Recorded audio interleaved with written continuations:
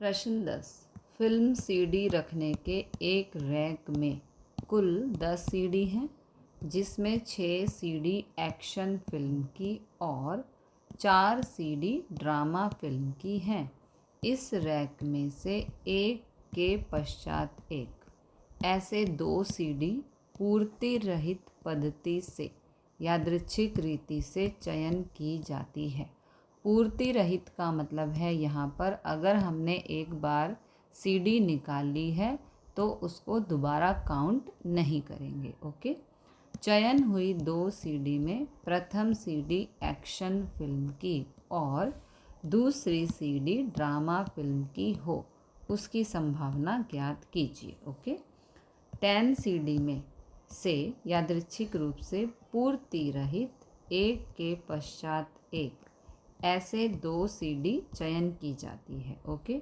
चुनाव के कुल प्रकार तो देखो, पहले 10 में से एक निकालनी है, तो 10 में से हमने एक निकाल ली, तो फिर बची 9, तो 9 में से एक निकालनी है। ठीक है, क्योंकि इसने कहा है पूर्ति रहित पद्धति से, यानी कि एक बार हमने सीडी निकाल ली तो उसको दोबारा हम काउंट नहीं कर सकते।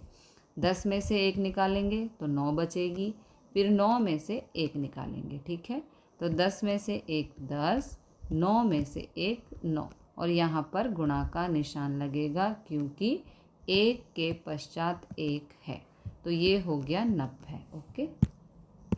अब प्रथम चयन में सीडी एक्शन फिल्म की हो, उसे घटना ए कहें तो ए के लिए सानुकूल परिणाम 6 में से 1, क्योंकि यहाँ पर कहा है कि 6 सीडी एक्शन फिल्म की है, तो 6 में से 1 हो जाएगा। ओके, तो ये हो गया 6, m बराबर 6।